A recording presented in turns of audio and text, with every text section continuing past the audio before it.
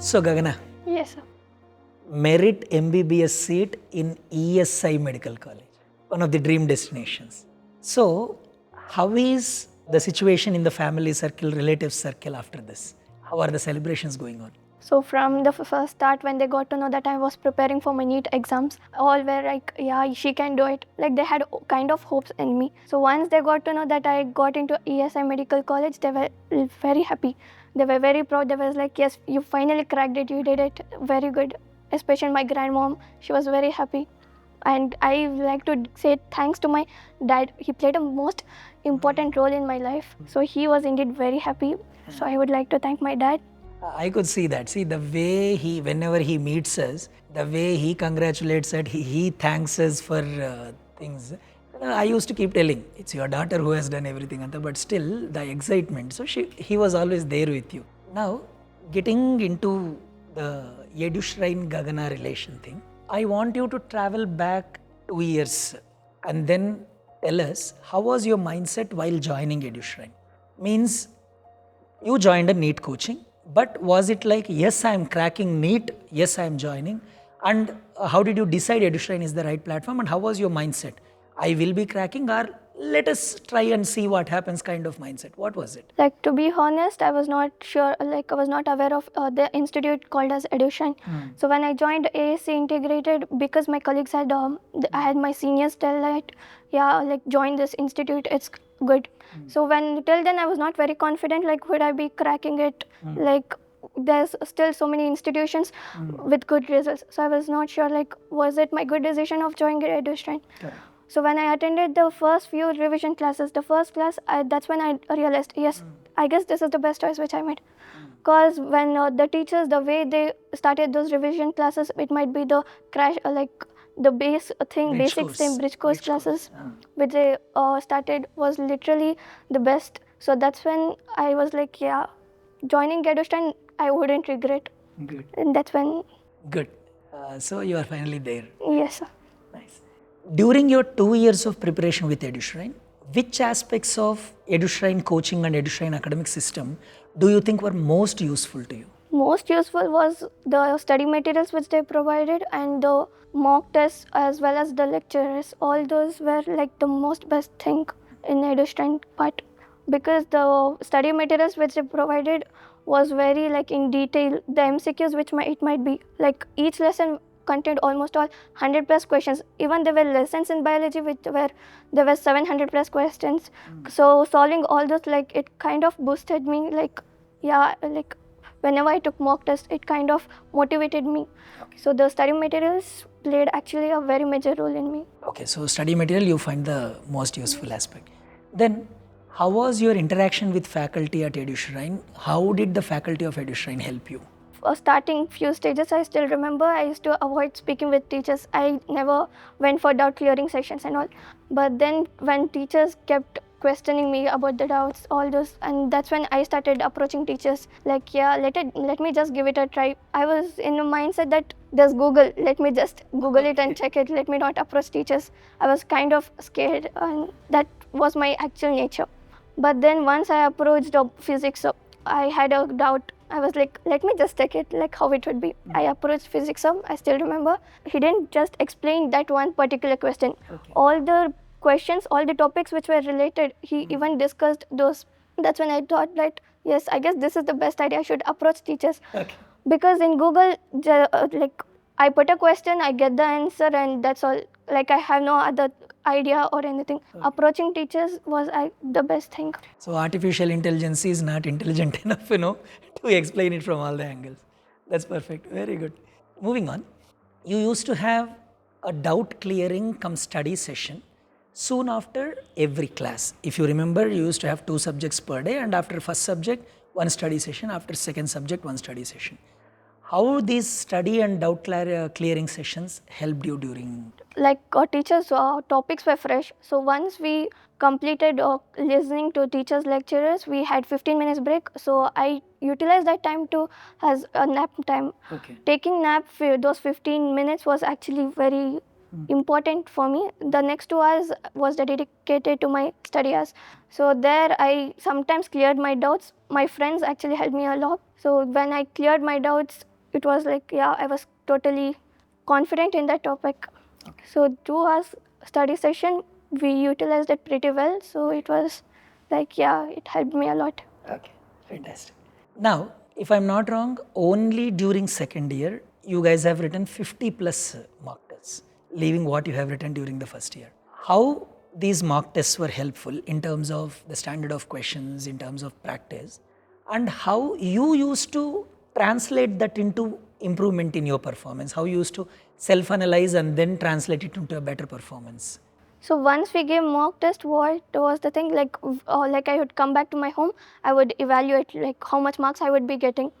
So once I got to know where I was wrong, I just saw the questions, I saw the answers, and I just left. And that's when physics suggested that to maintain a separate book, like correction book, like we have error book. So that we had to write all the questions which we made error, we had to write in that error book. So that actually helped, because in the next upcoming test, if the same question would come, I would know like, yeah, this is the way I have to approach it. Correct. That part was actually very important in mock test. And there were mock tests where I scored high. So that was like a kind of, I boasted myself. Confidence booster. Overconfident. I became very overconfident. Oh yeah, like I've scored so much, the NEET is still like easy. Come on. But there was still mock test where I scored the least marks. Okay. That demotivated me a lot. So mock test was a kind of motivation as well as demotivation. Okay. It was not the same all the time, but When demotivation happened, when you scored low and suddenly your spirits were a bit low, how you used to pull yourself back? so when I got low marks, teachers would call me personally. They asked me like, why did you score so less? I still remember chemistry sir had asked me, why did you score so less? So that's when I told, like, I became very overconfident, and I expressed all my thoughts. And that's why sir was like, confidence should be there, but overconfident is not good. So he kept telling me, don't let this mock test bring you completely down. Make this a point to push yourself up. So that's when like it was not that easy. Like as soon as they tell, it was not easy for me to just give it a push or and something. It still took time, and that's when it kept on going. So that time taking, more number of tests helped in coping up with it. Now you might have used a lot of methods in making your preparation towards NEET. Among the ones you tried and tested, which one do you think was the most effective study technique for you during these 2 years? Study technique, to be honest, I had watched many interviews of toppers, like how they were, what was their kind of approach to questions and all. It was not that kind of useful. But then, so that's when I started adapting to myself, like what makes me easy, that's what I started using. Okay. And I have so many juniors who kept asking me like how exactly to study. I know, but I was like, seriously don't know. What comes to my mind, I do it just then and there. Okay. So I have no kind of study plan, but yeah. Gagana, moving on, the biggest concern in this coaching program is you are in an integrated program where one side you have to prepare for board examinations, other side you have to take care of practical examinations, languages also you have to study. Then you have to come back and put your major focus on NEET. While doing so many things, majority of your life is occupied into these things only. So children often find it very difficult to stay motivated, and they will, come on, how much do I study, come on, leave it, kind of giving up attitude. So what did you tell yourself, and how did you manage to stay motivated throughout the program? Like boards, I didn't concentrate much. NEET was the only goal. And boards, cracking Karnataka boards, honestly, is very easy. Like literally 1 month is enough to crack. Like me being myself 18th state rank holder. I feel like dedicating my entire 1 year to boards was not actually required. So that's when I decided to take integrated courses and give most of my time to just NEET. And last 1 month, I gave my time to board exams. And that actually worked. So, like I scored better marks even in my board exams as well as NEET as well as CET. Now that was my next question actually. So you wrote 4 major examinations during 2023 and 24, and you got great results in almost all of them. Board exam you got state 18th rank, and NEET though you have excelled with 585 marks and entering into ESI college now. Now my question is, Was it not too much? How could you manage to excel in all the exams simultaneously? The same way as I told, like NEET exams, teachers motivated me a lot. Like they told me like how exactly to approach the questions and how to exactly answer it. So NEET wasn't the problem. Both was same. It was very easy. Like the same question, like I refer to past 10-year question papers, and the same question would appear in my this year exam. So that wasn't like very difficult part. And JEE, to be honest, was not my thing to write. I had most of my classmates, they told that they wrote a session 1 JEE exams. I was like, why should I write? Let me just leave it.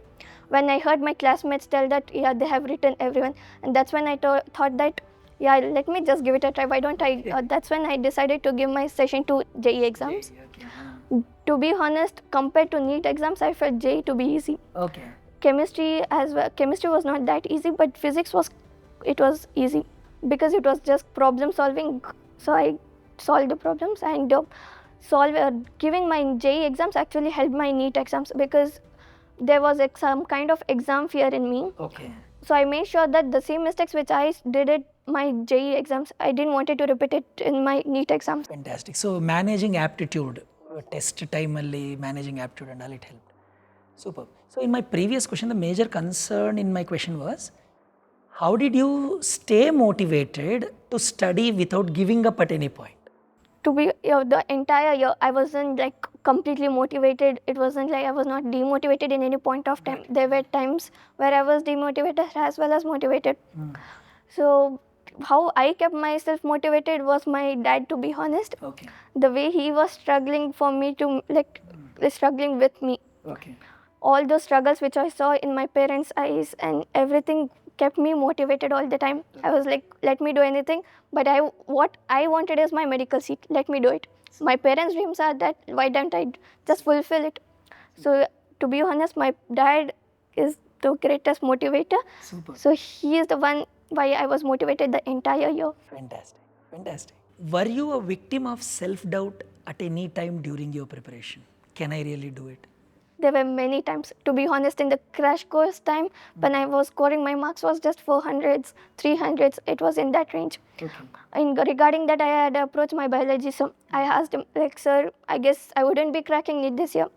I don't know, like, I don't have that confidence in me. What should I do? Like, that's when sir was like, don't worry about it. Let anything be your results. Give your 100% attention, give your 100% confidence. Okay. You will do it. You have to do it. Do it. That's how sir motivated me. He was like, what if you don't crack NEET? There's so many other streams where you can crack, you can actually excel. Your main thing is just 15 days gaps are there. Don't demotivate yourself. Just concentrate on NEET exams. Do your best. You'll do it. Okay. That's how you managed to come out of that self-doubt. Fantastic.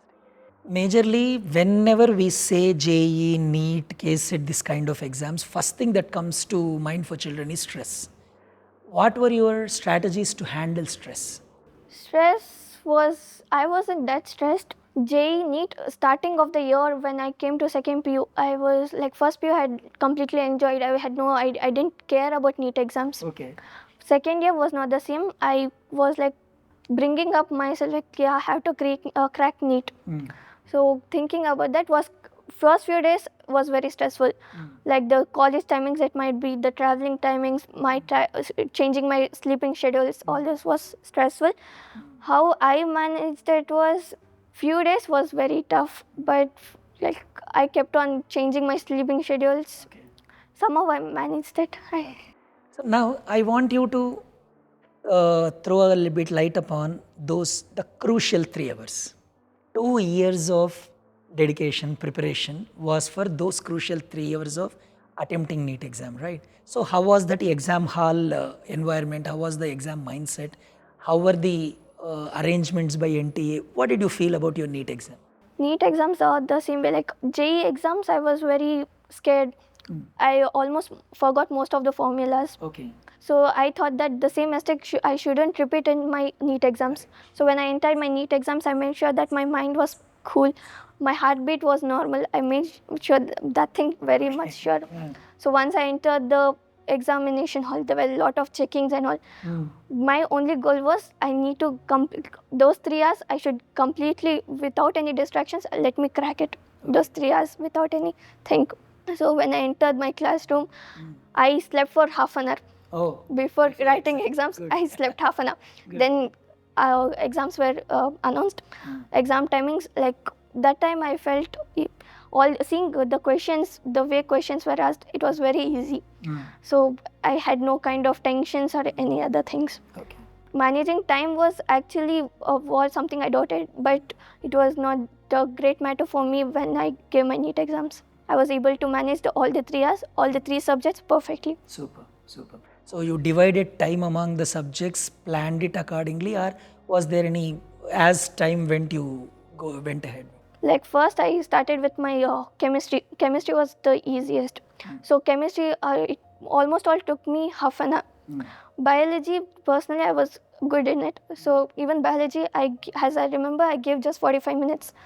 And the most time which I gave was physics, because I was not a good, not good learner of physics. So I made sure that each and every question I read it thoroughly and I answered it.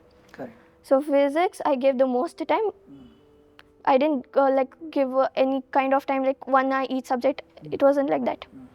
As soon as I completed one subject, I marked it in my OMR and I started the next subject. Good. Very good. Moving ahead from the preparation, exam strategies to personal moments. So during your 2 years of preparation, what was one most challenging, most memorable challenge that you might have faced in your preparation? That is the transition from first PU to second PU. First PU was like, I hardly read 1 hour. My sleeping schedule was like, I used to sleep 8 to 9 hours straight. College lecturers, I never listened to them, to be honest. It was completely like playing. It was, Understood. I used to go home, take my phone. I was browsing internet. Okay. That's how I spent my first year. Second year was a completely drastic change. Okay. I had to adjust to my college timings, which was like literally starting, it was like from 8 o'clock to 7 p.m. I had to stay in my college. It was not that easy for me to sit the entire straight up. But also that adjusting to the college timings, then changing my sleeping schedule, which became like 5 to 4 hours, then increasing my study time. So that was the most greatest challenge for me. Perfectly put, very well put. Okay, so moving on, while coming all the way, you were a day scholar, right? Coming all the way, traveling almost 45 minutes in your bus, staying in the college for almost 12 hours if I'm not wrong, and then moving back. So what was your best memory while you were on the campus? Best memory was the entire year was not completely full of studies. We were given games period. We had Onam celebrations here. We danced. I still remember that was the best day in my entire second PU. That was the best. Danced. Yes, Okay. that was the best day.